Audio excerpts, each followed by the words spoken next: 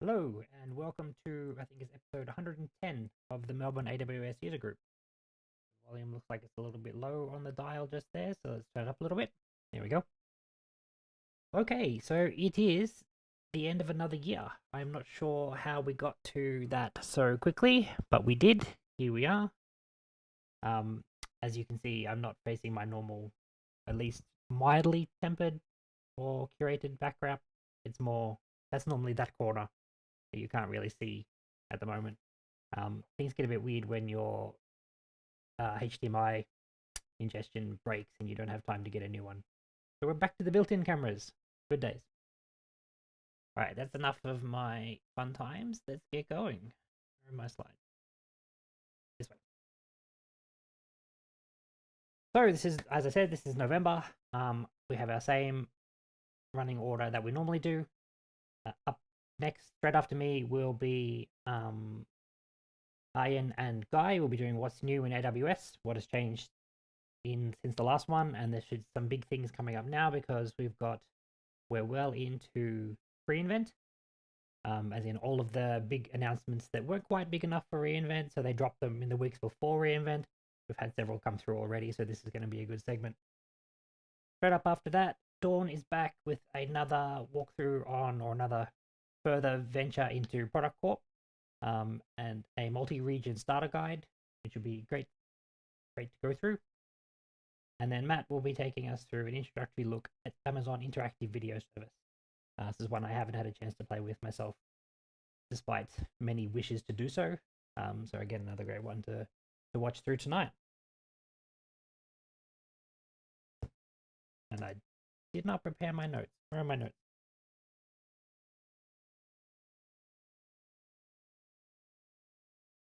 So, in the spirit of reconciliation, the Melbourne AWS user group acknowledges the traditional custodians of country throughout Australia and their connection to land, sea, and community. We pay our respects to their elders, past and present, and extend that respect to all Aboriginal and Torres Strait Islander peoples today. One day I will have that off by heart. Very important thing to remember. So if this is your first time watching with us tonight, welcome along. We encourage you to ask any questions that you have. You can do so in the Slack channel, which I'll give you details of in a minute. On Twitter using the AWS Melb hashtag, or right there in the chat on YouTube.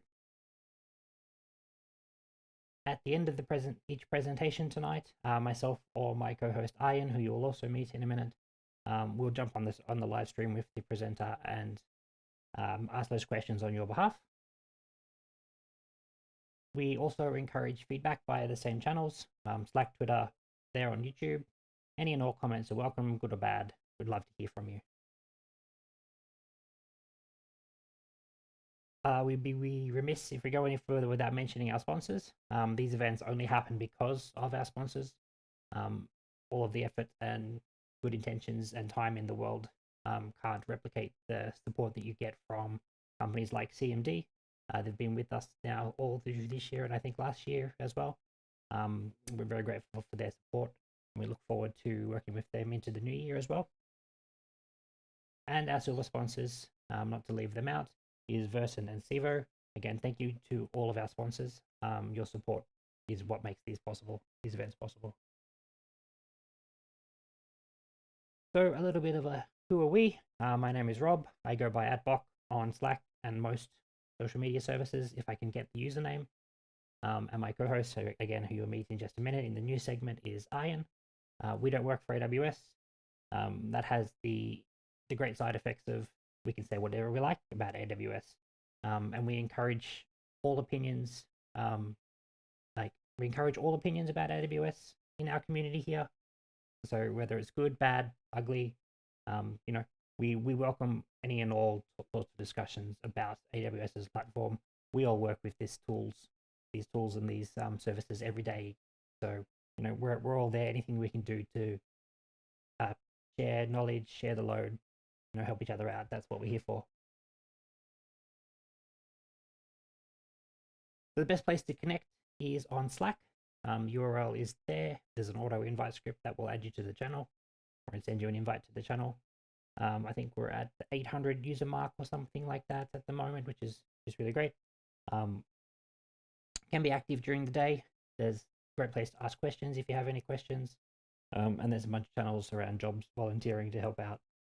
And some automated ones like outages and announcements, which get quite busy times like this, when things go down or when things are coming out. So jumping on Slack is just one way of getting involved. The hardest part of putting events on like this is to find speakers. So if you have a topic that you'd like to talk about, big or small, it doesn't really matter. We'd love to hear from you. We'll be back in person again next year if that's a motivation for you to brush off some speaking, some presentations that you have and to come and present in person again. We'll also next year be looking for sponsors, so look forward to hearing more from us about that one. And we're always looking for volunteers, especially now that in-person events are coming back again. So speaking of in-person events, I think you can still get a flight to reInvent. You can go and you already got a ticket. If not, it starts next week. Is that next week or the week after? I don't even know what day's what anymore. Next week, yep. Starts next week. It is run virtual this year again as well. If you can't make it in person, I'm not going. I don't know anybody who is going. But yeah, we'll be here. But yeah, there's been lots of great content posted. All of the keynotes and many of the sessions are live streamed, so you should all be able to participate just as much from here. You just won't be able to attend the party, that's all. Still good though. We've also got the AWS Community Day is back again this year. The Australian New Zealand one is online. And I believe it's set in one of those virtual world platform things this year. They've condensed it, so it's not a whole day of back-to-back video sessions. You can go browse around and attend what you want to attend, see what you want to see, just hang out and talk with people if that's what you're after. We will also have a little community booth there somewhere. Have to figure out how that works. But we'll be there. Come and talk to us. The URL there, just on this side now. URL there, or just Google. Google is probably the easiest way. That's all the slides that I have. Just a quick note before we throw over. This hopefully will be our last virtual event or solely virtual event. we could have held this one in person if we wanted to, but trying to organize a venue when the goalposts were moving around so much, we weren't even sure if, because it was supposed to be today was the original target for 90%. So we kept it virtual for this month, but our next meeting will be in end of January-ish. There's a clash at the moment with Australia Day that we need to figure out, but that should be back in person, so stay tuned for that one. All right, let me throw it over to Ian and Guy for the news.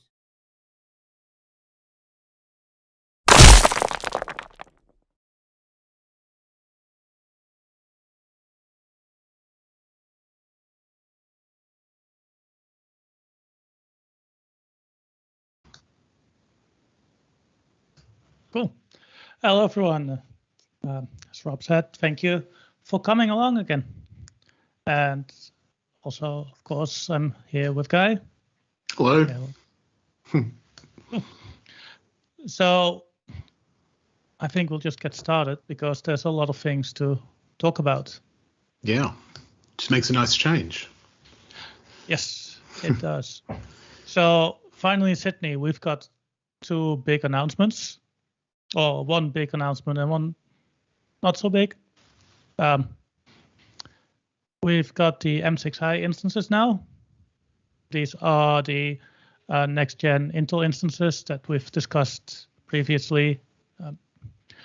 As usual, faster, more efficient, better in every way, except maybe if you compare to Graviton instances. Yep. But if you have to run Intel, these are definitely a big step up from the M5s. Yep. And the other thing we got here, this is something you always enjoy talking about. I actually haven't really read about the snow cone SSD. It's a snow cone with SSD, right? Am I right? That is completely correct. Excellent. It's I think it's got a smaller capacity than the other one. Is that right? Yeah. Yeah. But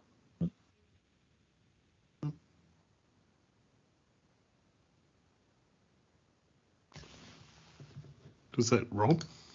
Yeah.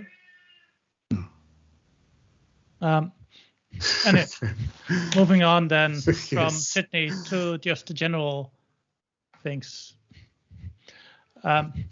So as Rob already hinted, there's a lot of pre-event announcements, as well as some that you just generally from the month of November. Mm-hmm. So we're not going to mention everything on the slides, but we'll just pick one or two on each slide to talk about. And we can kind of roll some of these up, can't we? Because we can roll up the CDK Amplify stuff. That's 3 announcements really for the price of one. You got 3 different integrations between Amplify and CDK, allowing you to use Amplify and CDK together to manage the back end for your Amplify app. So there's 3 different things that are kind of improvements there. So if you're specifically using Amplify and you're frustrated with the shortcomings or the limitations of the Amplify backend, CDK is good to help you do that more completely. Yep. On the Lambda side, there's a couple of quality of life improvements. Basically, what I would call a bug fix of that you can now have cross-account ECR for Docker on Lambda. Mm-hmm. But probably more interesting to many people is the SQS partial batch response. This basically means that if your Lambda pulls in 10 or however many SQS items when it gets triggered by SQS, it will actually mark the ones as completed that it handled correctly, instead of how it was until now, where it would just ask you to redo all of them, which is obviously a lot better. A lot more efficient, yeah. So that's good. So on the container side, the biggest news there was today, and that is Graviton support for Fargate. Yeah. Graviton's coming everywhere, isn't it? So I was saying today that it's like, when Oprah handed out cars, you get a car and you get a car. It's like, you get Graviton, you get Graviton, you get Graviton. So it's very exciting to see all the services get Graviton support. Yeah, it's a definite improvement. And apparently it can have up to 40% discount, which is a good thing, as Fargate is not the cheapest service. Mm-hmm.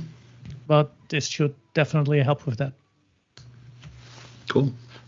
Fargate also got support for Windows containers, if that is your thing, but hopefully it isn't. Hopefully it isn't, for your sanity more than mine. Cool. And on the DevOps side, there's a couple biggies there. Yep, a couple new services. Sort of related too. So you've got Resilience Hub and Elastic DR. So both are really about, I guess, helping you have a highly resilient and elastic workload that recovers from outages. So the Resilience Hub gives you essentially a dashboard that lets you track your RTO and RPO objectives, and then it kind of looks at your infrastructure. It can read your SAM and CDK apps through like CloudFormation, so it can discover applications that have been deployed through those through CloudFormation, and then essentially look at whether what you've created looks like it would help you meet the RTO and RPO. So that's pretty neat, I think, and includes some tests and alarms and all sorts of bits and pieces to sort of help you establish your resilience objectives. Yep, pretty cool indeed. Definitely. I mean, I was thinking though, it's going to do like I'm having to redo my SA Pro exam, and like lots of questions. I reckon, probably 3 years from now, it'll be like those questions won't exist anymore. Like, things to do with like multi-AZ, like all those sorts of failover questions about RTOs and RPOs and database snapshots and all that kind of stuff. It'll be all just turn on Resilience Hub or So it's the way it's going, I guess. Yeah. No. Pretty cool. Yep. The other thing. Sorry, so I was just going to say one other thing on this one is the CDK. So CDK's had like 9 releases since October. And that included things that now support App Runner, which is a managed service for deploying containerized applications quickly, and it also has hot swap deployments now support. So it supported hot swap for Lambda functions previously, and they've added that now you can do definition changes of your step function state machines and container asset changes for ECS. So now you can hot swap those as well with your CDK, your infrastructure defined as CDK. So it's a lot of CDK announcements this month, which is cool. In my opinion. It is. Yep. Not everyone would agree with me, but that's okay. Then on the security side, I actually noticed I missed one here that got announced today, and I found actually really cool, which is the ability from AWS SSO to use your SSO account to log into Windows EC2 instances. Oh yeah, I saw that too. That is neat. The other thing that jumps out at me on this slide is 500,000 secrets per account, and I'm just thinking, if you've got that many secrets, you need to get therapy. Like you got a problem if you need 500,000 secrets. But anyway, I'm sure somebody does. It's probably for like the secret CIA or NSA region. Yeah, that's right. Yeah, GovCloud. Yep. Cool. And then we get to the other cool stuff where a lot of things showed up. I put the Windows instances here instead of. Oh, you did. Yep. So there is a bunch of new instances. Yep. The C6i and R6i. These are, as expected, the successors to the C5s and R5s, similar to the M6i. So there's nothing exciting to mention there. Also, the bare metal versions And lastly, the G5 instance type. This is another GPU optimized one, successor to G4. So pretty nice. Again, if that is something you need. We always love seeing better hardware because it makes everything run just a little bit smoother. Yep.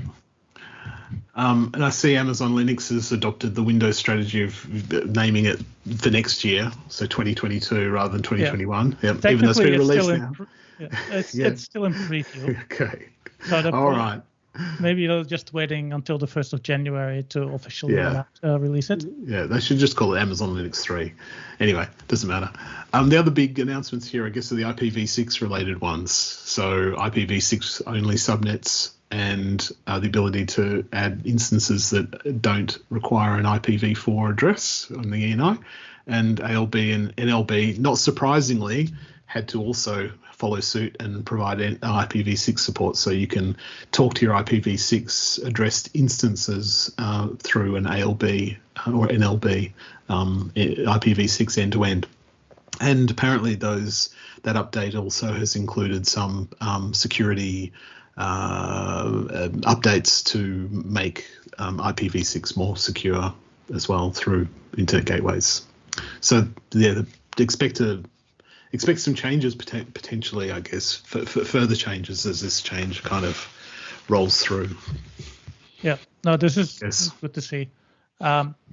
Just to clarify with the subnets, you will still need to create a dual stack VPC. So you'll have to give an IPv4 range to your VPC, but then you don't actually have to use that range anymore. Yeah.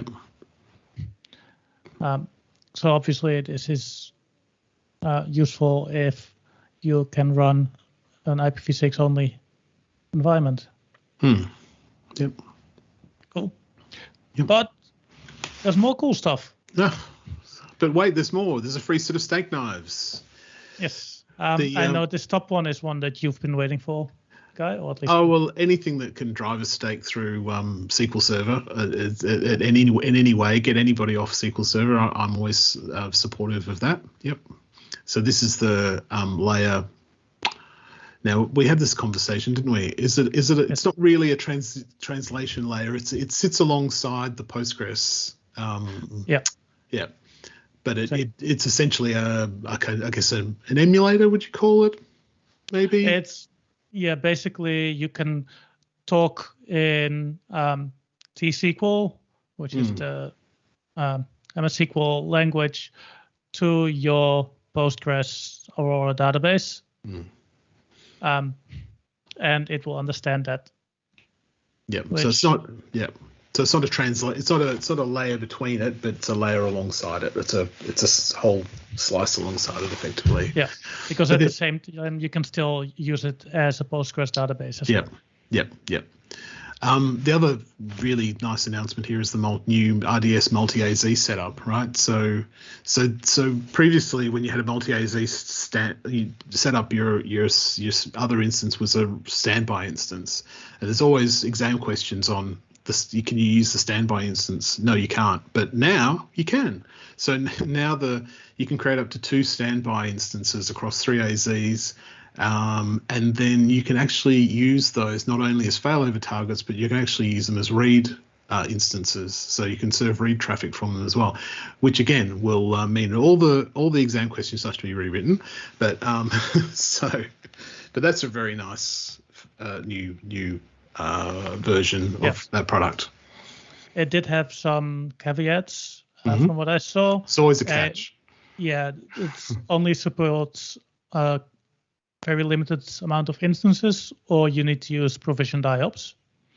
Right. I suspect certain the ones that it did support, from my memory, that was the R6GD and M6GD, basically the SSD optimized versions. Right. Yeah. So it sounds like there's a lot of IOPS involved there to keep it all in sync. Yeah, to just keep a little bit quicker than the regular Yeah, because the standby instance, it didn't matter if that fell behind a few seconds because who cares? No one's reading from it. But now you can be able to read from it. You need to have ACID compliance, presumably, for those reads, and so you'll need to have them synced pretty much instantaneously. Yep. But still good, yep. Good stuff. No, it's definitely very interesting. Yep. But of course, the biggest item in all the announcements for this month is that you can now, when you click on the search field in your console, you can search for blog posts, which is just what I've always wanted to do. Because what you want is the console to turn into Google. Like you'd like to do, be able to search Pinterest next, huh? Yep. Of course, my Instagram feed. It'll happen. It'll happen. Twitter, your Twitter feed in the console. Yeah. Amazon Twitter. Awesome. Cool. And with that, we've given you a quick run through. We'll be back and discuss it all in podcast form as well. So there we'll have more time and go into more details. Yeah, make more bad jokes. Yep. Well, that's your category. Yeah. Cool. Alrighty. So thank you all. And I'll hand it back to Rob. Bye.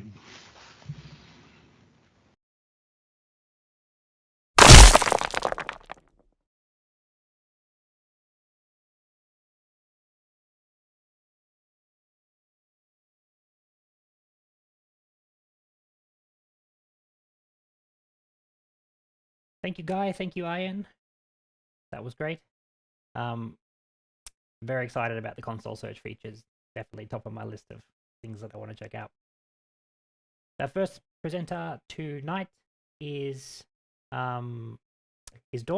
If you've missed the first two talks on Product Corp from earlier this year, I do highly recommend you go and check them out. You won't need them as background for this talk, but they're still very well worth checking out. If you haven't seen one of Dawn's presentations before, Dawn likes to tinker with cloud infrastructure and security, and regularly goes down a rabbit hole in futile search for ways to develop systems that are both reliable and impenetrable. Both very valuable goals, very hard to achieve sometimes. Dawn also is an accidental accessibility advocate. Dawn can regularly be found sharing knowledge within the Melbourne cloud infrastructure and DevOps communities. And outside work, Dawn is an occasional author, also an accomplished author, I'm sure, kitchen alchemist, and raging sportsball fan. And with that, I will hand over to Dawn, who has screen sharing ready to go.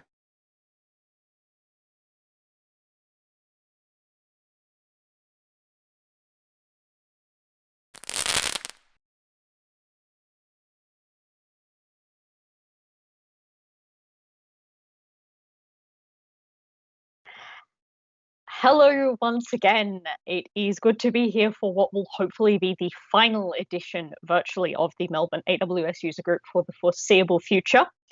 And today, as Rob said, we are going on another detour into the world of Product Core with their AWS multi-region starter guide. First of all, I would like to acknowledge the Wurundjeri people of the Kulin Nation, on whose land I am presenting from tonight.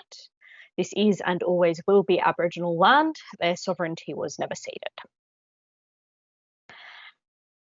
Rob has done the introduction justice as per usual, but for avoidance of doubt, my name is Dawn. At present, I am doing cloud security and DevOps at Enabler, and yes, we are hiring, as probably everyone else is these days. And I'm really, really eager to be able to holiday overseas again, because the borders have been shut for nearly 2 years at this point, and they're just starting to open, and I have to go and renew an Australian passport at some point. Outside of work, I am an occasional author and kitchen alchemist. Sometimes that ends really well, sometimes it doesn't. I am also a raging sports ball fan, which is why that picture of me is me in a Boston Bruins sweater. So when I came here last month to talk about Control Tower, slightly more than 12 months on from my previous presentation, we had a discussion about Product Core's new mergers and acquisitions unit.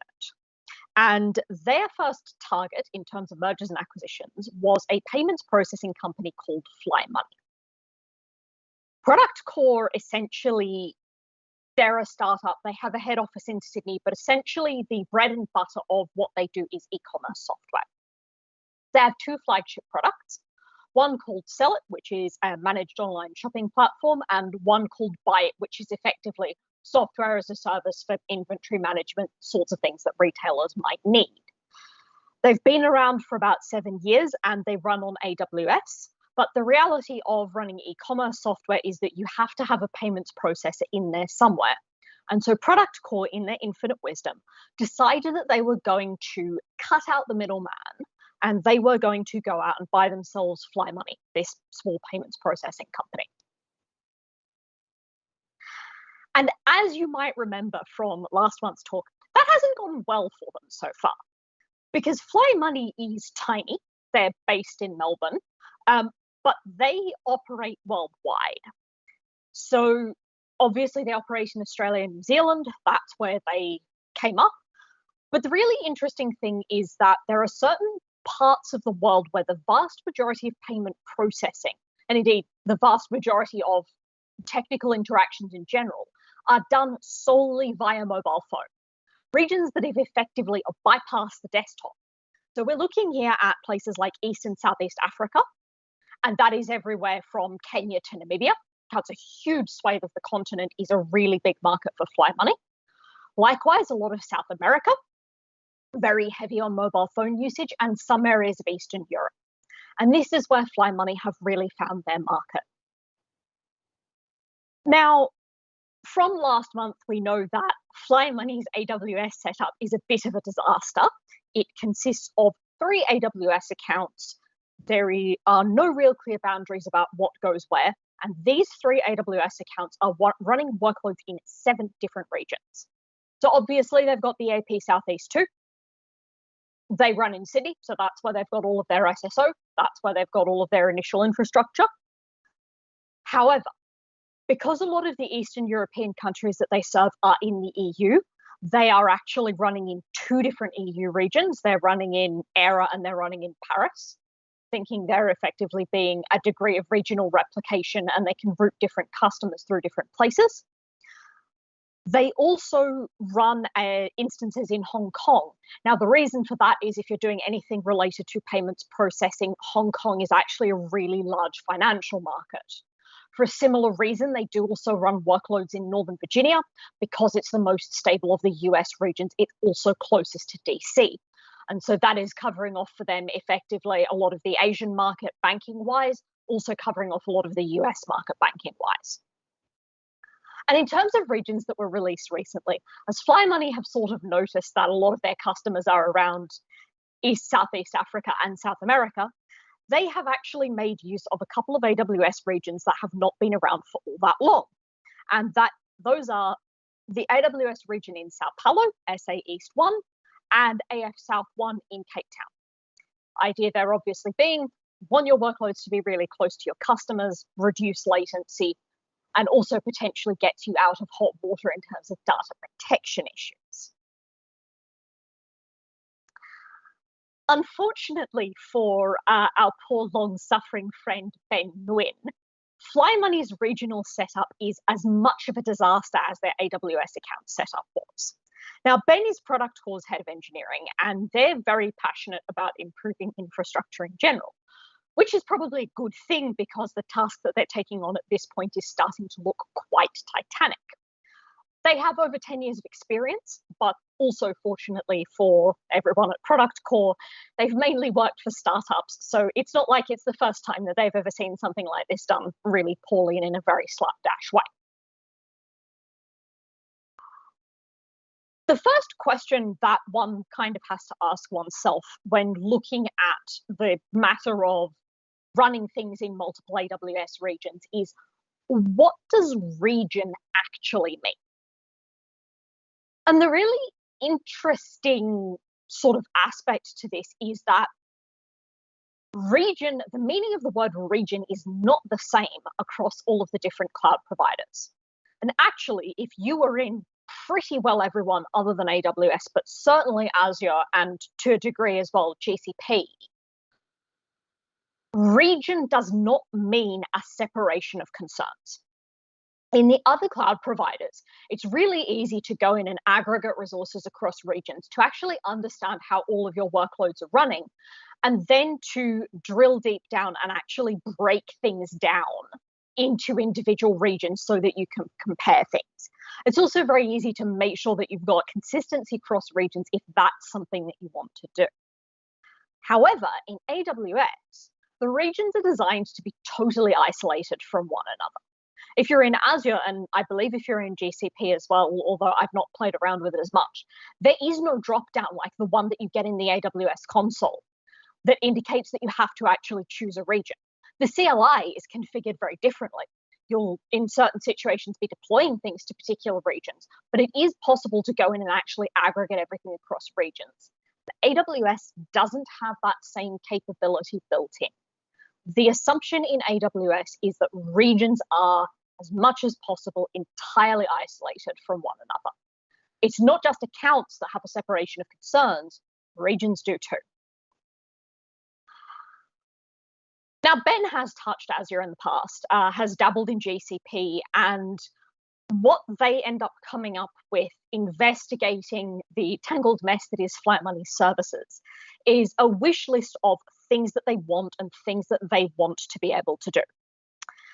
And that starts with a few really obvious things, like consistency across regions. They want to make sure that everything that is being deployed is, as much as possible and as much as required, the same. They want a discovery strategy. So some way to actually make sure that what should be running in particular regions is running in particular regions, to be able to check workloads across different regions, and also to be able to see whether there's anything that's running in particular regions that shouldn't be. And as part of that, they actually want a unified cross-region search that will allow them to drill down and be able to look at particular resources across the AWS regions. They want a reasonable cost for dev environments. And so effectively, this is a matter of, obviously, Product Core, well, not obviously, but Product Core has only ever run anything in Sydney. So what happens now that Fly Money has been brought in and potentially you have to run 7 different regions worth of dev environments? Ben wants a solution for that, but it is not going to involve massive cost blowouts. And on the sort of cross-region side, as opposed to the multi-region side, there are a few other things on Ben's wish list. One is the ability to prevent deployments in regions that aren't being used. Now, a fairly standard AWS recommendation that you'll see trotted out often within companies is to actually separate out your regions into different accounts. So if you had workloads running in Sydney and workloads running in Singapore, you would have a different account for the Sydney resources compared to the Singapore resources. That makes the setup somewhat more difficult if you do choose to go down that route. But even if you don't, this being something that Product Core are currently on the fence on, despite it being a recommendation, even if you don't, you do actually want a way to turn off all of the regions that you're not using. And there's, I believe, still 21 AWS regions. So even though Fly Money operates in 7 of those 21, there's still a lot of places that you don't want stuff being deployed.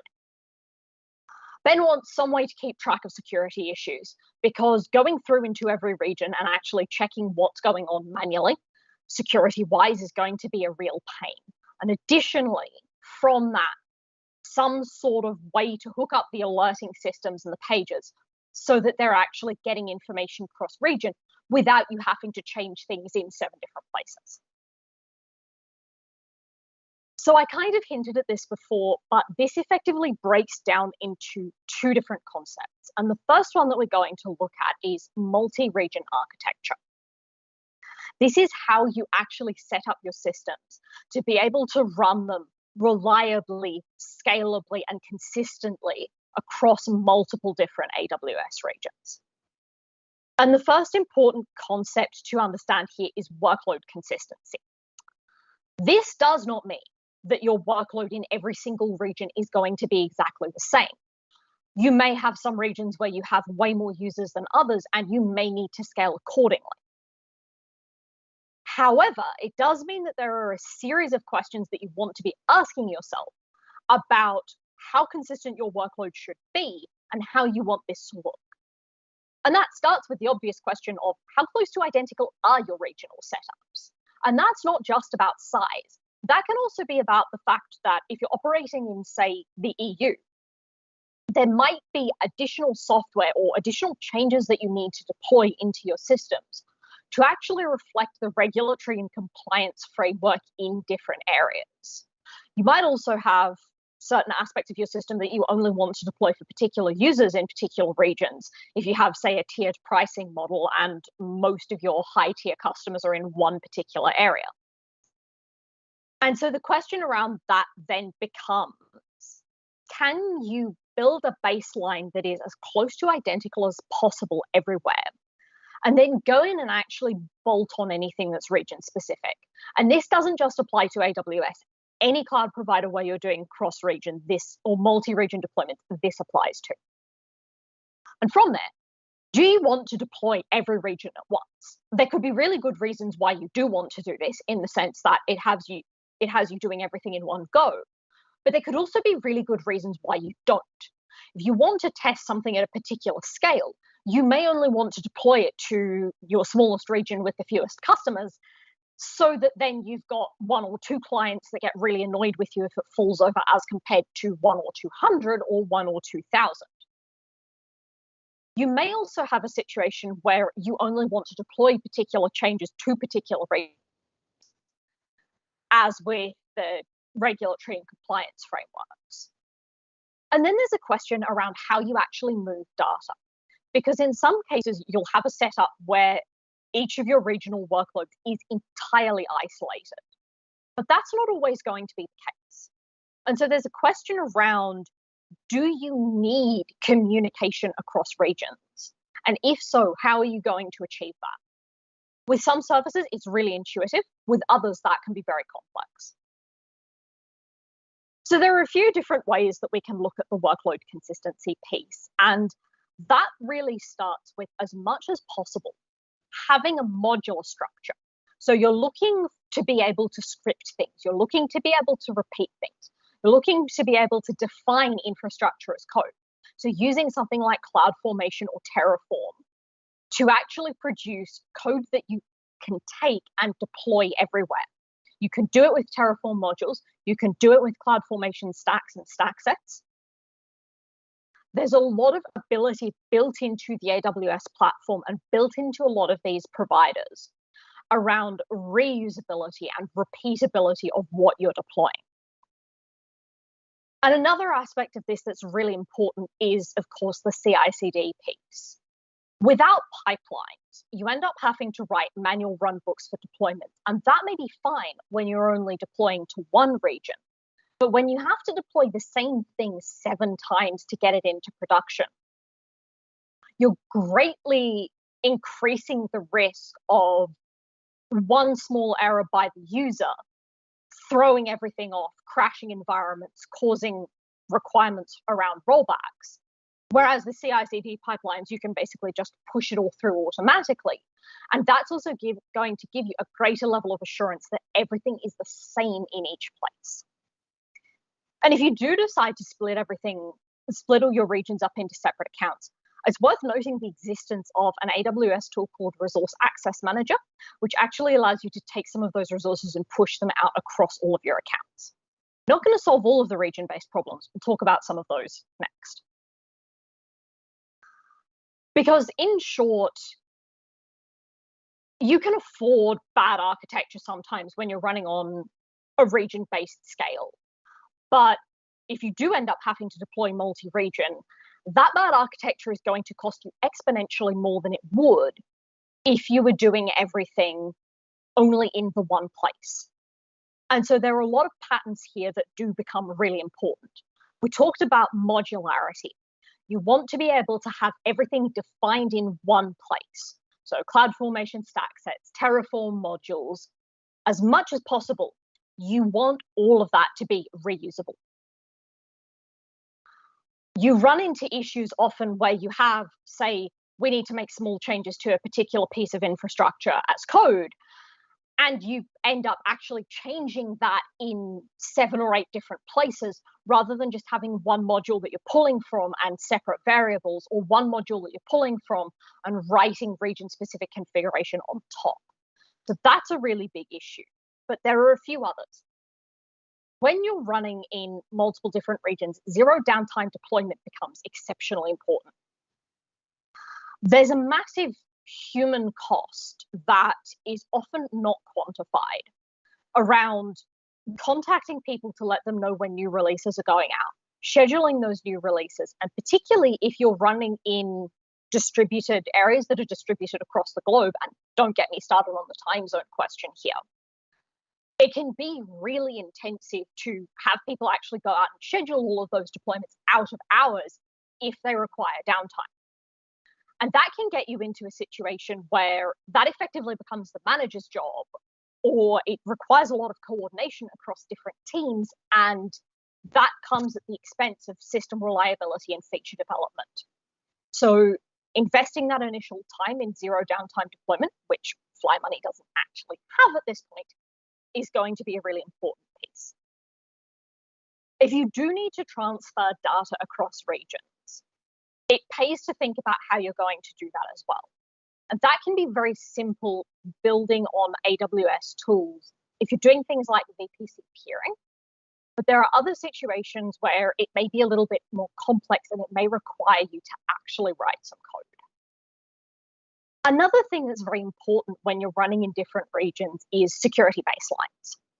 Because if someone can get into your database in region A, and then they can use that same attack vector or use the same set of credentials that they've breached to get into your database in the 6 other regions that you're running in, suddenly you have a really big problem. And so part of that is about making sure that you do actually meet security standards, so patching your instances, dealing with really simple low-level things like preventing SQL injection. But part of it is also around properly handling permissions. So you don't want the IAM roles that you're using for deployment potentially to be able to deploy to every single region, because then if people get one of those roles, they can go in and do whatever the hell they want to everything in your system. So the proper separation of concerns there is quite important. And because AWS has a really hard concept of region isolation, some aspects you may need to script. Things like getting machine images into each region are not as intuitive in AWS as they are in other cloud providers. Some sort of things around data transfer and having that all transfer correctly, you may need to script. And there may be some processes where you may need to actually script them to make sure that things are consistent across different regions. Effectively, anything that you're doing manually, you want to not be doing manually when you're doing it in 7 different places. And the reasonable cost is sort of an interesting one. We're not being introduced to Annie Jones, the CFO of Product Core again, as most of you probably remember her by now, but these are effectively the type of questions that Annie would be asking around this. And Ben's previous interactions with Annie are going to inform the way that they handle this question. Do you need to have development staging UAT environments running in more than one place? Is it a case where you need to actually be able to test all of your dev code in 7 different regions to make sure that it works in particular places? Are you able to reduce the number of dev environments that you have running depending on which bolt-ons or which tiers or which setups you have in particular regions? If some of them are identical or close, can you boil that down? Can you just do it all with one dev environment? And then particularly when it comes to staging environments and UAT environments, you've got questions there around regional users being able to do user acceptance testing on the particular version of their system with the latency that they should be able to expect. You've got questions around if you are doing cross-region data transfer or cross-region communication, how you actually test to make sure that that works. And that's something that you'll typically do in staging, which would require you to have at least 2 regions, potentially more, running. But even then, you don't necessarily need 7 different environments running in dev, staging, UAT, and prod. So the answer to do you need some of these in more than one region might be yes, but that doesn't imply that you're going to need them in all 7 regions. And another question then is, do they actually need to be active all the time? Like if you need to run 7 different UAT environments for users in your 7 different areas, can you only run those when there are major changes that you want people to actually be able to test and then spin them down so that you don't end up eating the cost? Those are all questions that are very important to consider when you are looking at the cost of doing this. Discovery and search is a fairly interesting sort of situation to break down, because this is the area where AWS is hands down the worst of the major cloud providers at this. I actually had to go away and research how you do all of this properly, whereas Azure and GCP surface this for you really easily.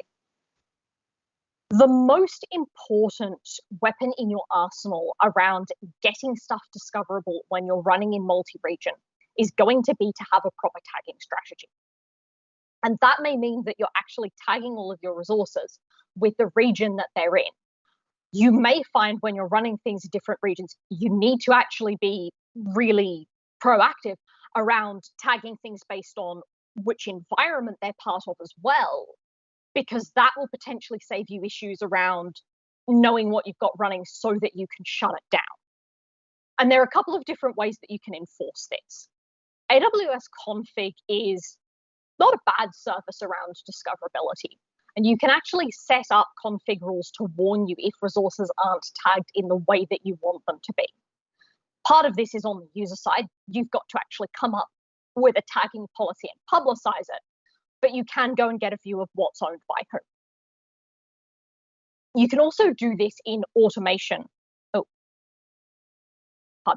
You can also do this with automation workflows. So you can actually block deployment if your tags aren't set up properly.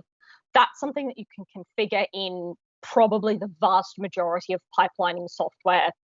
Go and have a look at tutorials on how to do that if you need to, because it will differ depending on what you're using. With that, you can make use then of the resource groups and tag editor to actually go through and search all of your AWS resources. But they're not very discoverable, which is why you do need that proper tagging strategy. Tagging everything correctly is critical. That is what will make resource groups and tag editor an actual useful tool for you. And beyond that, you also have AWS Config's advanced search, which will allow you to go through and actually check for resources that meet or don't meet particular standards across all of your regions. That's a really good way to pick up if you've got stuff that's gone wrong, if you've got resources that haven't been configured correctly, if people have been going in and doing things they shouldn't have been doing. So that's the multi-region architecture. The second part of this is around cross-region aggregation. Now, the search aspect of discovery and search is definitely part of cross-region aggregation, but there are a bunch of other things that matter here as well. Security and governance. You need to have a unified security posture, and there are a couple of tools that AWS has come out with or improved recently that will really help you with this. Control Tower, my old nemesis, does now run across multiple regions, and that's configured to a fairly reasonable standard. So if you want to use Control Tower as a central location for everything, that's now something that you can actually do. Another very recent announcement that came out of AWS is that Security Hub actually now aggregates everything cross-region by default. So rather than having to go into, in product calls case, all of the 7 regions that they're running in to actually have a look at what's going on, you just get one dashboard that Ben or anyone else in the cloud team, or any of the Fly Money devs for that matter, can go and look at to see what AWS is surfacing in terms of security findings. And if you want to use either of those tools to plug into downstream systems like your alerting system, your pager system, log aggregation systems, you can do that. In terms of observability and alerting, on the AWS side, there's only really one aspect of this of note, And that is the ability to set up CloudTrail trails that run in every single region, which you can then aggregate to a single log group in CloudWatch. That operates very much the same way as the Control Tower Security Hub piece. If you want to use that as a central location and plug that into somewhere else, you can. But otherwise, you are potentially going to have to go in and actually fill some of those gaps yourselves, depending on how you've got your observability and alerting set up to begin with. And that might mean having to actually set up yourself centralized locations for it. If you can stick to CloudTrail and CloudWatch, you will be able to do it. You can get it all to aggregate multi-region. It's not quite so true for other tools, particularly if you're using third-party stuff. It doesn't always work out the box. And finally, you've got the question of actually restricting region use. And this is really easy to do using service control policies. I'll go and actually circulate the link for this. But AWS has actually provided samples for how you can set up service control policies, organizations in the AWS console, or you can do it on the CLI with AWS organizations. They've got a create policy, change policy type, list policy, delete policy. You can restrict region use via particular SCPs. There are also some tweaks that you can do with IAM to actually restrict users to being able to run in only particular regions. Problem with this is if you're using Control Tower, restricting regions via SCPs can actually break it. Control Tower still does not play well with a lot of the way that AWS has done things previously. But if it is something that you need to do, you can do it. You can make it work. If you're using Control Tower, it's going to require a lot of wrangling and do at your own risk, but you can make it work. So that's the rough starter guide that Ben came up with after trying to get Product Core and Fly Money running properly multi-region. I'm assuming that we will have time for questions now, as per usual. If you've got any questions that don't get covered, my contacts are up there. I do hope that if you ever have to actually deal with multi-region stuff, that you don't end up having to do what Ben has done and come in and rewrite it all, that you get the chance to rewrite it yourself from first principles and actually use some of the suggestions here.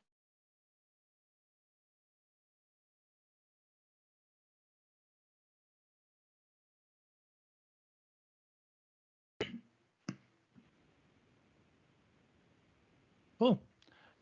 Thanks, Dot. That was a very interesting chapter in Product Corp's life again. So while we're waiting for everybody else to come up with questions, you gave a good overview of a lot of the downsides that come with running multi-region. And I know this question is going to be very, very broad, but considering all the issues with multi-region, do you think it's going to be worth going multi-region next year when we get our Melbourne region? It's going to depend on what you're doing. I am not sure that I would necessarily advise everyone to immediately go out and replicate their workloads into the Melbourne region. But it is always useful to be able to do things like data backups in another region. It's sometimes useful to have particular services that are really critical to your system running multi-region if you need to. And there are also some benefits around effectively being able to pick and choose what you want where. There may be some scenarios where you want particular setups in the Melbourne region rather than Sydney, where latency is really important. So if you're running, financial transaction systems, it can be really important to have that latency of 7 or 8 milliseconds compared to 40. So there will be scenarios where there's a massive upside to running things multi-region, but it's not always going to be the case. As per my usual recommendation, you've got to actually understand what you're trying to do. The standard AWS answer, I think, is it depends. I would argue that's probably the standard answer with anything in tech, but yes. Yeah. Cool.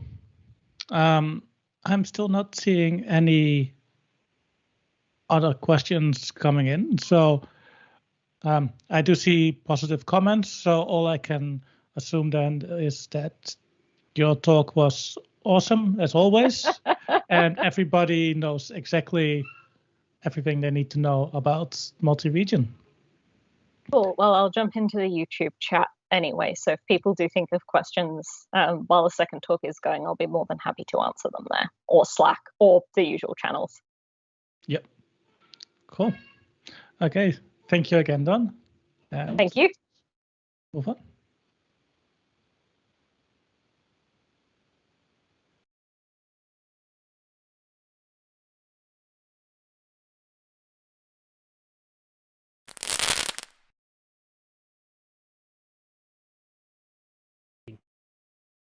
Thank you, Dawn. That was fantastic as always. I'm looking forward to the novelization of Product Corp stories sometime in the future, or at the very least, continuing to hear about their exploits next year. Our second speaker tonight is Matt. Matt is back again, which is excellent news. He is currently a cloud consultant for Civo based in Melbourne.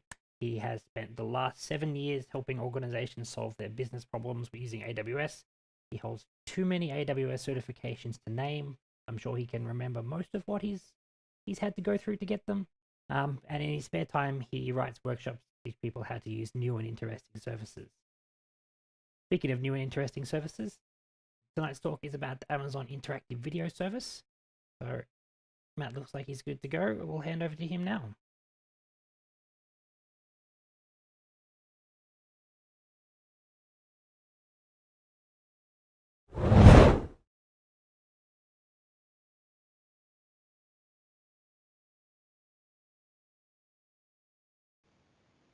And thank you, Rob. And of course, just as we've done that, my OBS stream that I'm using for one of my demos has just decided to crash on me. So wouldn't be a tech demo if something didn't go wrong at the last minute. But we will live with that, and we will move on. So as Rob mentioned, my name is Matthew Mariel. I'm a cloud consultant at Civo, and today I thought I'd walk you through a service I've been spending a little bit of time playing with recently, which is the Amazon IVS, or Interactive Video Service. So thought we'd take a little bit of a look through what is IVS. I'll give you a hint. It's video streaming.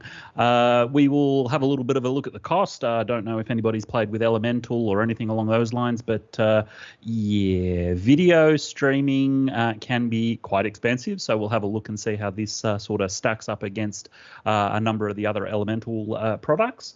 We'll take a look at the gotchas. Now, admittedly, my gotchas list's not fully complete, but there are a few things that I've sort of discovered along the way thus far. And then we'll sort of dive into a little bit of how to get started, and a little bit of a look at what it takes to actually get this up and running. We'll go through the process of actually standing up a full end-to-end stream. We'll take a look at what it takes to build a website that can actually consume and present this to end users.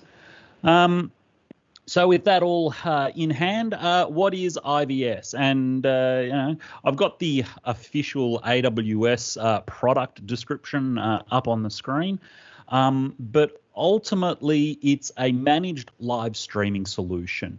It is meant to be a quick, easy, simple, low overhead way to deploy an end-to-end video streaming solution. So you've got an ability to have it ingest your video, your audio from whatever streaming mechanism you might have, be it a hardware video switcher or OBS, Streamlabs, vMix, any of those sorts of things. TriCaster if you've got plenty of money to burn, and then have AWS rather basically do all the stuff in the back end around transcoding and distribution and all of that, and just have that presented out to your endpoints.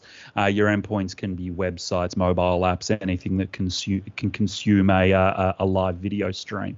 And it's meant to do all of this and get you up and running with the minimal of fuss. And when we actually get to the point of walking through the deployment, you'll see what I mean by minimal of fuss.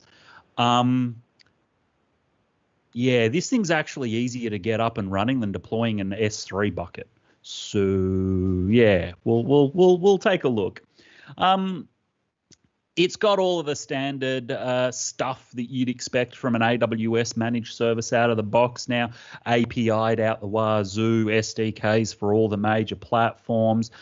So as far as getting yourself up and running, it's a pretty easy service, both from the deployment and the player perspective. When we sort of look at a video streaming service, there's a couple of things that sort of go into it, and we'll think about tonight's live stream as a prime example of that.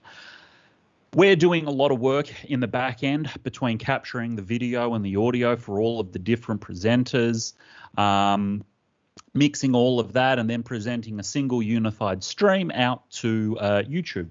YouTube then presents that as a consumable endpoint to everybody that's watching the stream. Along the way, YouTube is also recording the live stream, which gives us the ability to then do a video on demand style thing like that we do after the fact, where you can go back and watch the video in the days and weeks to come. Each of those sorts of steps is a different component, a different part that we sort of need to think about.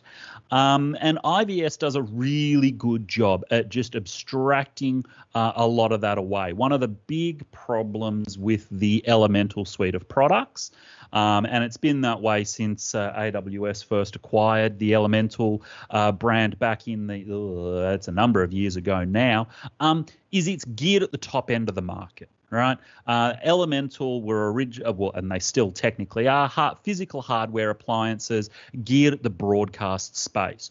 Absolutely great if you're a broadcast engineer and you understand all the idiosyncrasies about the different compression rates and bit rates and all the different encoding options and all of those sorts of things. Most of us are not broadcast engineers. Most of us are not experts when it comes to video, compression technologies and all of that sort of stuff. We just want to be able to pump out 1080p or 4K content into the system and have our end users be able to consume that. Like we do with YouTube. We give it a feed. We don't care how many people are watching. We don't care what the distribution needs to be or whether or not the CDN's been pre-warmed or any of those sorts of things. We just go, right, let's start the stream. Everybody can go to YouTube, tune in and watch the video, and we're off to the races. IVS does that perfectly. You can stand up a channel. You get an endpoint. You start streaming to that endpoint. And whatever endpoint you configure can simply receive that feed in. That's all she wrote. You've then got a little bit of additional control if you want to restrict certain aspects. Do you want to give people the ability to stream in 1080p, or do you just want to restrict them to a lower resolution? But that's all for things that we want. It's not a mandatory, we need to jump through all these hoops just to be able to get video working. Because the fact of the matter is, when we're talking about live streaming, this has got to be simpler than your YouTubes or your Twitches or any of those sorts of things to be really useful for us. Because at the end of the day, if I need to stream to a large number of people, well, I know for a fact I can get a stream up and running on YouTube in a couple of minutes. Can I do it with IVS? If I've got the website to accept the stream, the answer, based off my experience now, is a resounding yes.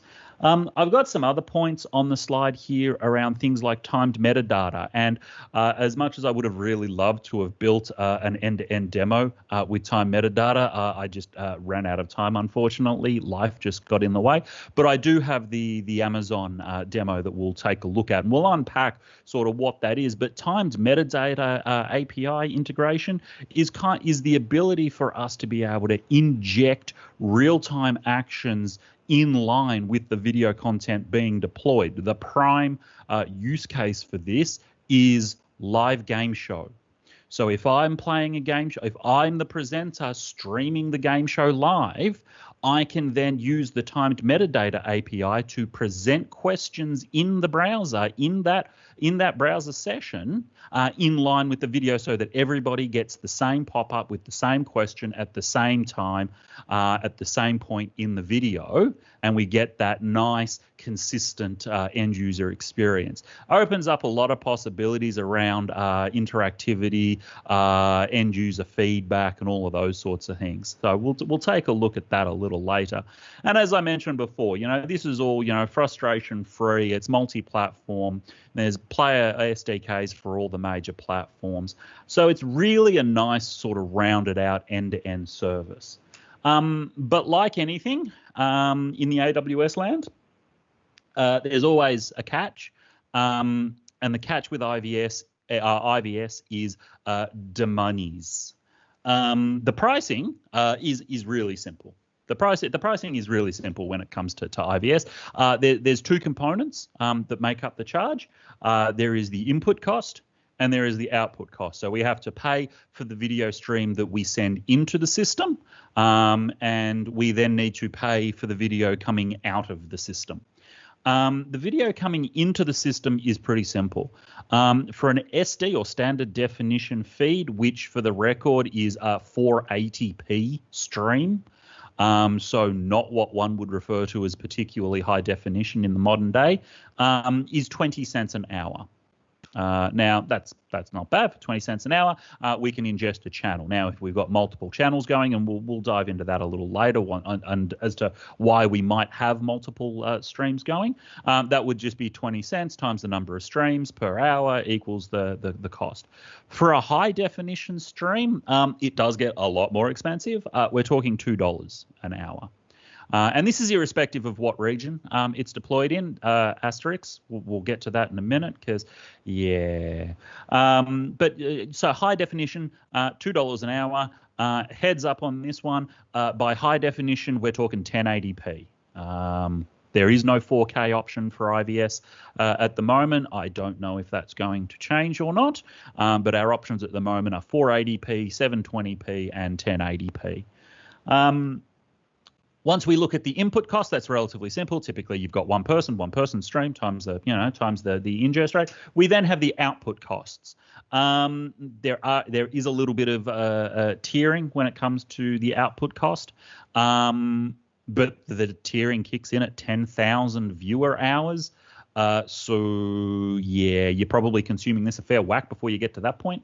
It can be as low as 8.5 cents an hour. Now, heads up, much like CloudFront and a number of other services, the exact pricing varies region to region and what part of the world you're streaming, your viewer is consuming the content from. So typically, if you're streaming around the world, the prices vary very wildly. Australia is one of the more expensive regions for bandwidth when it comes to these sorts of services. And you can see that here, a standard stream, 8.5 cents an hour. Per content. For a high definition, which is a 720p stream, is 17 cents, and a full HD, which is a 1080p, is 34 cents an hour. Now, that's all well and good. 34 cents an hour, you go, well, that's not too bad. That's not horrendously expensive. I've got $2 an hour to ingest, and then I'm talking 34 cents an hour to export. This is great. The thing you got to remember is that's 34 cents per hour per viewer.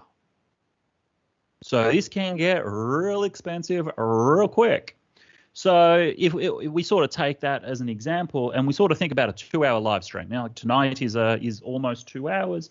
So if we sort of think of this as a single stream, we pump a single stream into IVS, and let's say we have 100 viewers at home, all watching in 1080p. Now, we all know, video streaming, depending on your bandwidth and all of that sort of stuff, can vary.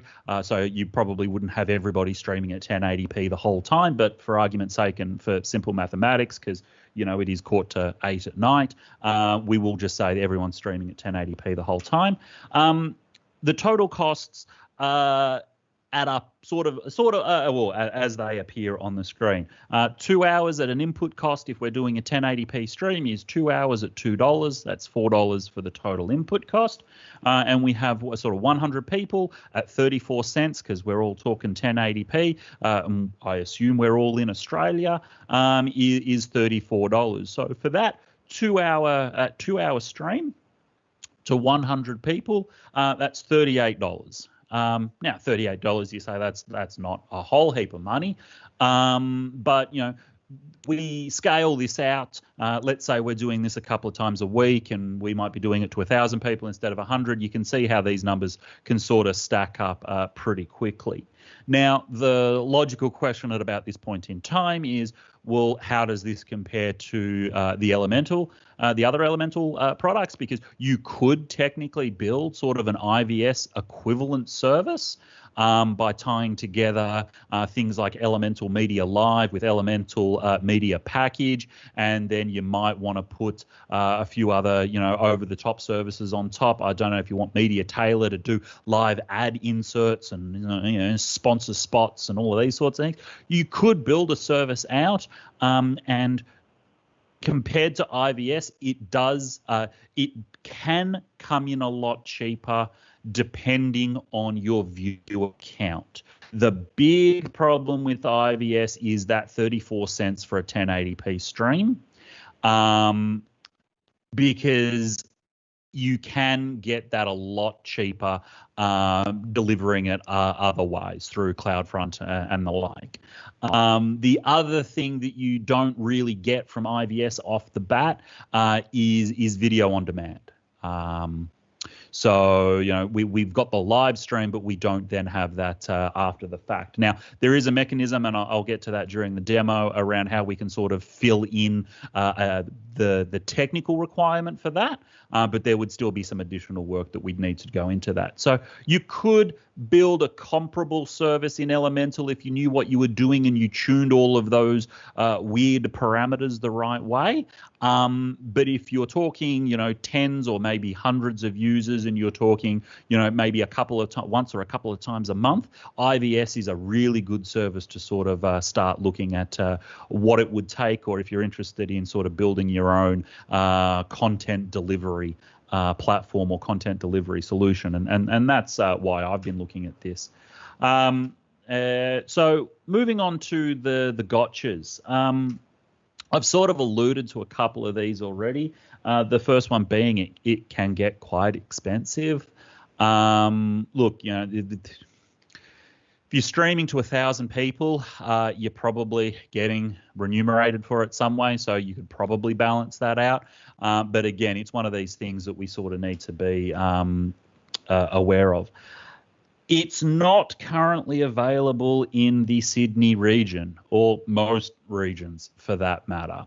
Now, we'll get into as to whether or not that is a problem, because we are delivering our content via a CDN. So as far as the ingest point not being in Australia, that may not necessarily be too much of a problem, but there are some latency things that we've sort of got to think about when it comes to having to stream to other regions.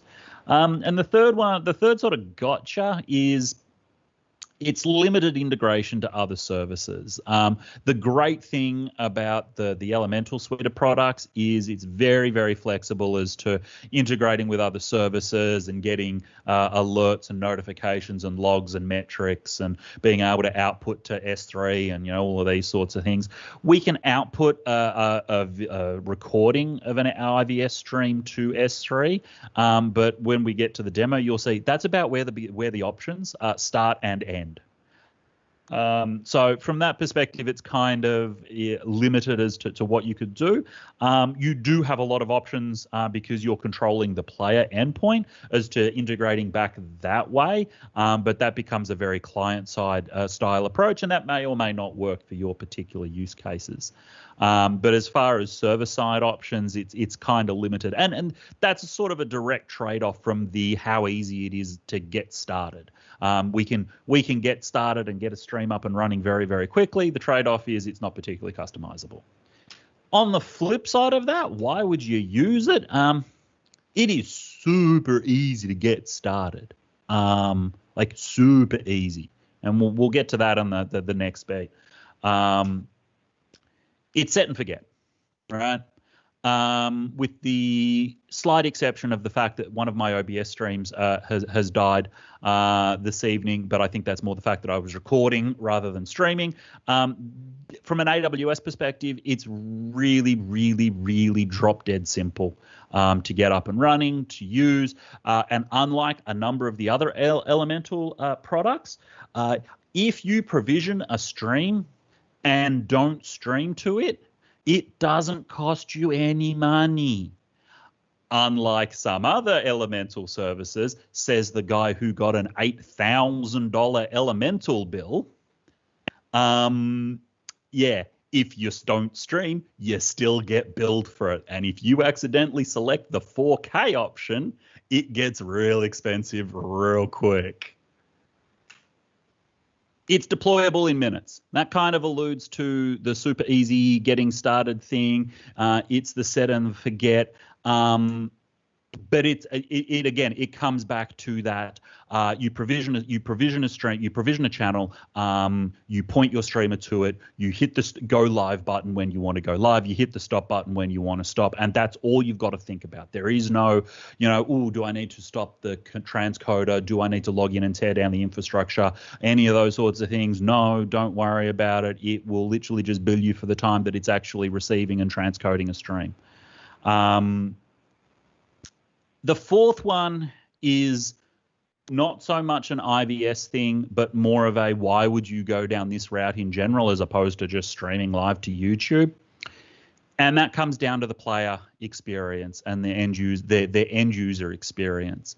The ability to control how your feed is presented, how it is consumed, what it's overlaid with, what it integrates with, is a really powerful thing. And you may think it's really, really complicated, but I will get into the actual code on what it would take to build a website that can consume and deliver this sort of stuff. And even if you've never written a line of code before in your life, I'm going to guess you could probably get this up and running without too many problems. So with that, it's demo time. So let's just move that out of the way. Looking at the IVS dashboard in the AWS Management Console, it's relatively simple. You've got 3 regions as options. We're talking, old school approach here. We've got Ireland and 2 in the US. Yay. For the purposes of this evening, we'll just pick US West. That's West Coast. If I sort of think about the way the oceanic cables run, that's probably the most practical for our use case. So let's deploy an IVS channel in US, in Oregon. Right. So from here, we can come up and we can go create channel. We will call this user group demo 1. All right. And do we want the default configuration or the custom configuration? Well, considering that the default configuration literally gives us one option, and that's do we want to record to S3 or not? Let's go the custom configuration. Let's go the fully customized, really complex, deployment option here. Do we want to deliver in standard definition or high definition? We'll go high definition because 1080p is the thing to do. And do we want ultra low latency or standard latency? We'll go ultra low latency. Ultra low latency is good. There's no charge for that. It really just comes down to a stability thing. Based off all of my testing, I can't actually tell the difference between the two. And if I'm streaming from the US all the way to the US and then consuming it back in Australia again, look, even with the ultra low latency, I'm getting about 6 to 8 seconds of latency. Yeah, I get about 6 to 8 seconds if I select standard. So doesn't seem to have too much of an impact here. And then, do we want to enable token authorization on the video playback? Yeah, we'll leave it. We'll leave it open. Well, anybody that's got the URL can consume our feed because we're trying to present to the general public. That's it. That's we can give it some tags because as Dawn said, if we're doing multi-region things, we should go tags. But we'll just create a channel. And that's it. We're deployed. That's how complicated it is to deploy IVS. All right. Great. Fantastic. We have a channel deployed. How do we use it? It's basically 3 pieces of information that you're going to need. And 2 of them, or 1 of them, I'm not going to give you because it's the stream key. And, well, no, that's just not going to happen. The ingest server, there's an ingest server and a playback server, right?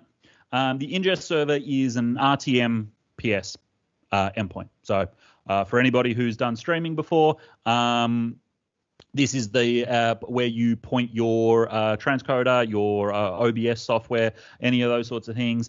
You point it to your ingest server, and as far as authentication goes, you give it the stream key. OBS as an example, you just select custom from the drop down in the stream settings and whack these 2 values in, and you're off to the races. You can now officially stream to IVS. As far as the playback option is concerned, you have a HTTP S endpoint here, which is an M3 U8 endpoint. So anything that's really got the standard video streaming capability, you can literally just give it this endpoint and consume the content. That is it. That is how complicated we are talking here. We've got our ingest point. We have our export point or our consumption point. So, where do we go from here? Right. So let's say we want to get a player up and running. Actually, before we do that, let's have a look at a player sort of in action. Well, that's not particularly in action because that was the one using the OBS stream that died. But that is a player. We will actually going to do a little bit of a ruin, but that's okay. Here we have a slightly different player, right? We, on this one, are actually streaming 4 live OBS feeds out of my office at the moment. And, we can actually come through here and we can switch to the different feeds. That's going to change in a second.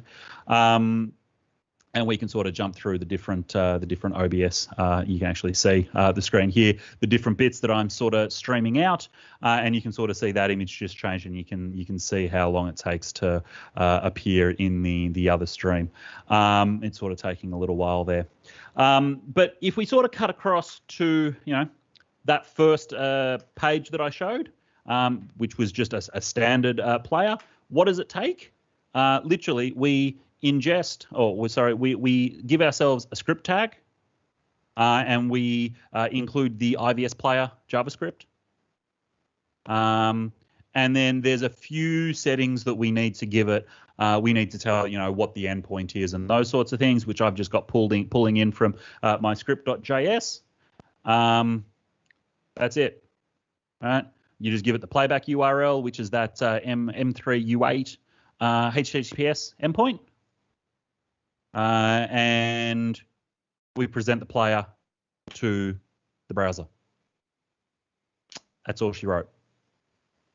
That then gives you this experience. Voila. You can then obviously embed that and put whatever else we want on the page around it to sort of flesh out the experience. I sort of looked at this one here, the multi-camera demo. This is something I've been experimenting with recently around the idea of doing live brown bags or workshops, webinars for end users where we might have our primary stream here. So if we sort of think about, we might have our slide presentation going on in the background with sort of the curated feed, as it were. This is what we would typically expect our viewers to watch. But then what we might also do is it might actually have just the camera feed. We might also have the live screen grab. So if I'm sort of doing some coding and I've also got my slide presentation going, we give the user the ability to sort of jump between the different feeds so that they can pick what's most relevant for them. And then because they're all using the same audio feed, there's no real problems there. What does it take in order to do all of this advanced configuration? The answer is not much. And this code is actually available on the AWS GitHub account, which I'll post to after the fact. We just give it 4 players, right? 4 endpoints instead of 1 endpoint, right? And then we just wrap a nice little player. We just wrap a nice little bit around here to handle which one they click on to make big. That's all there is to it. There's some nice logic in here around handling the beginning and ending of streams, but that's all there is to it. And then as far as the HTML, again, same deal. We have our script input. We have our script import. We import our own script, which has got the stream URLs in it, and then we just present the player div in the page. That's all she wrote. The last one, sort of, I wanted to have a little bit of a look at. This is the official AWS demo of that live metadata service that I was talking about. What it takes to sort of have some interactivity in your videos. So if I we can sort of see here, we've got the video playing, and as the video sort of plays, we're getting prompted with the different questions, and we can sort of interact with that. So we can sort of sit here and wait for the next question. We can see the video playing. We get presented with the next question, and we got that one correct. So this sort of gives you a way to, if we sort of think about, like, this would have been a great service while we were all in lockdown doing our standard quizzes and those sorts of things, some Friday night fun. This would have been a really great service to sort of have a little bit of fun and games with people. But again, what does it take to get something like that up and running? Again, we've got a little bit more because we need we obviously need a div tag for the quiz UI for the IVS service to sort of populate that with. And then as far as our JavaScript is concerned, again, we've just got the playback URL. We've got a few little elements there for, waiting for cards and that sort of stuff. And then we just have our handle here around how to handle the interactions. And other than that, the only bit that we're sort of doing is just handling the pop of the cards. Everything else is handled back in the IVS the IVS side of the equation. How do you do that? Because we didn't have an option to publish metadata. It's actually really simple. You look at the official AWS documentation. You see there's actually not that much documentation when it comes to IVS because it's not that complicated a service. All we need to do is tell it what metadata we want to pop. At what point? So we tell it the channel ARN, we give it the metadata that we want to pass in, which is just a JSON payload, and that's all we need to do. And then we can see here that as far as consuming it, as we just saw, there's really actually not that much to it. We just add the event handler, and we can pop the relevant metadata. And that's really about it. As far as an introductory look at IVS, that's sort of what's involved. Have a look. I'll post some links after this if people are interested. But take a look at the Amazon AWS samples GitHub. account, there are a bunch of demos there. There is also the IVS Rocks page, or the Amazon IVS Rocks page, which is full of demos and examples that the Amazon team have, or the AWS team have put together. But other than that, are there any questions?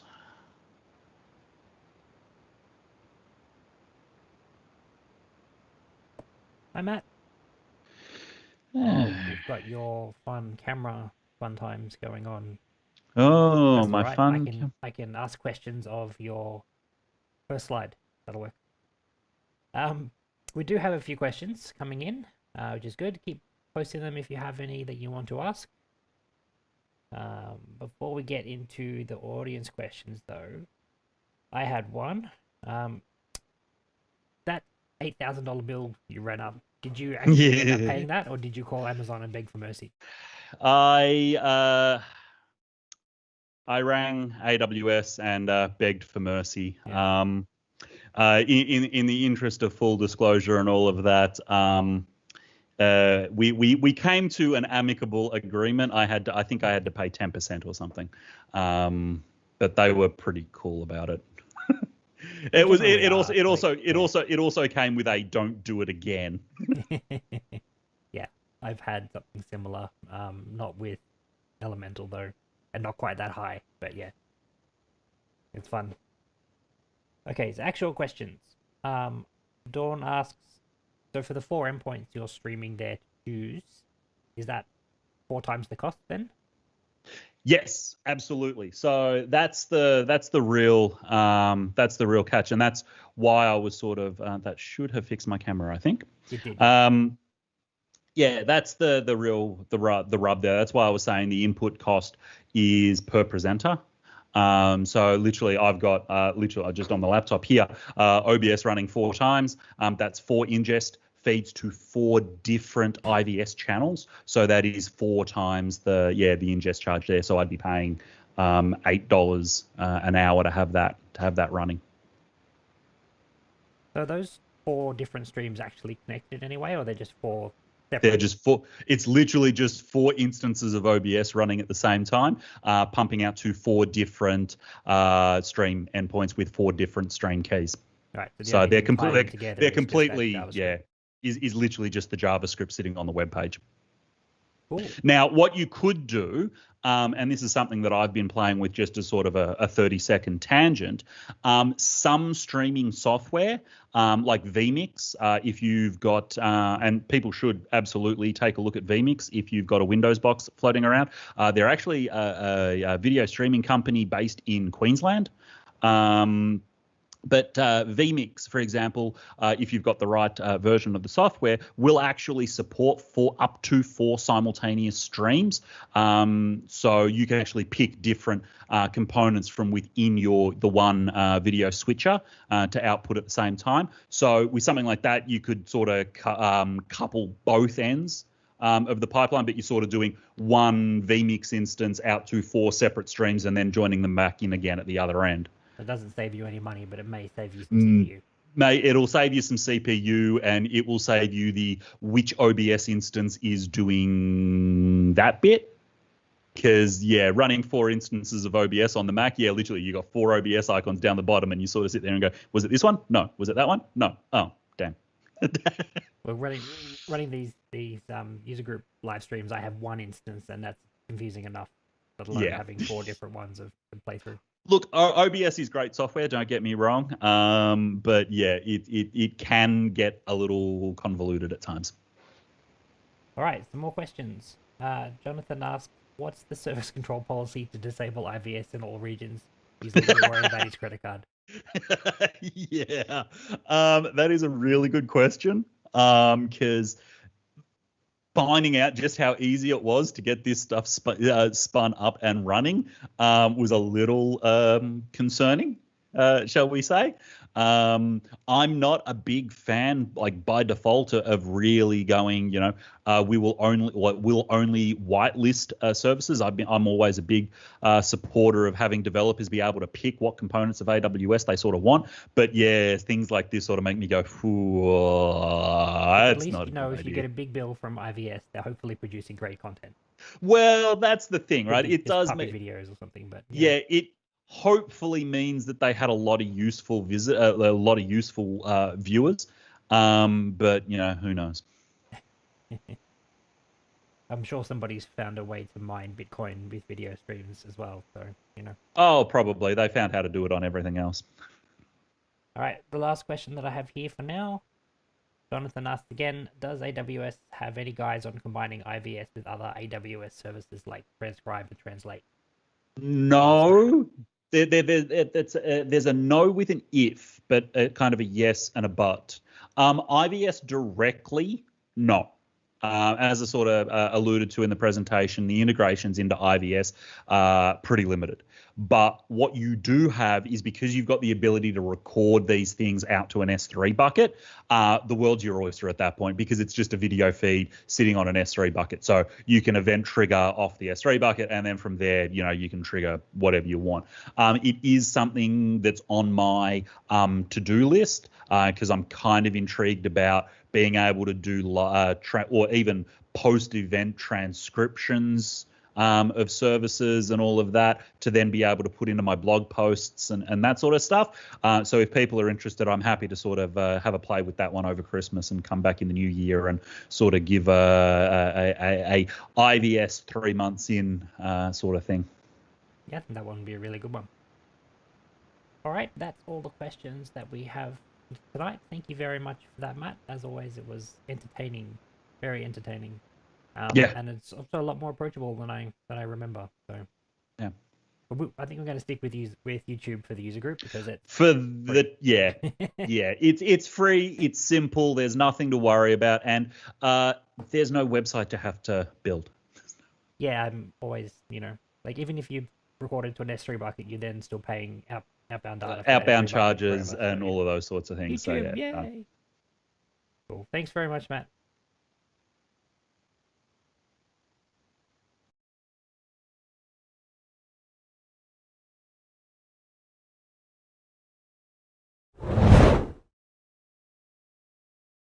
Okay, do a nice transition to myself.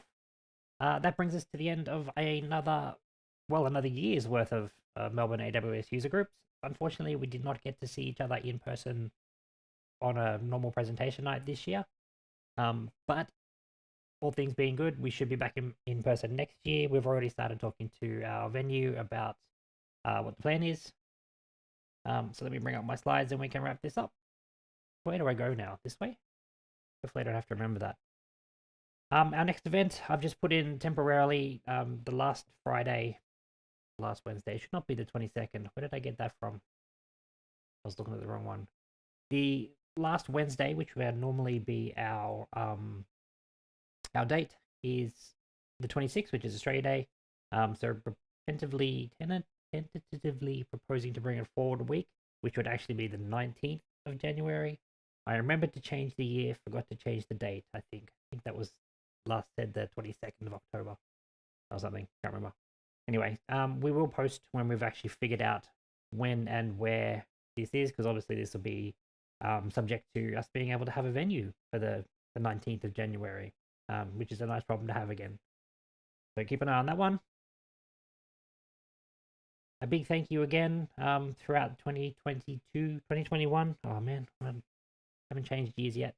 A big thank you to our sponsors, CMD, Versant, and Civo, for their support, not only through the second half of 2022, but our sponsors from the first half of the year as well.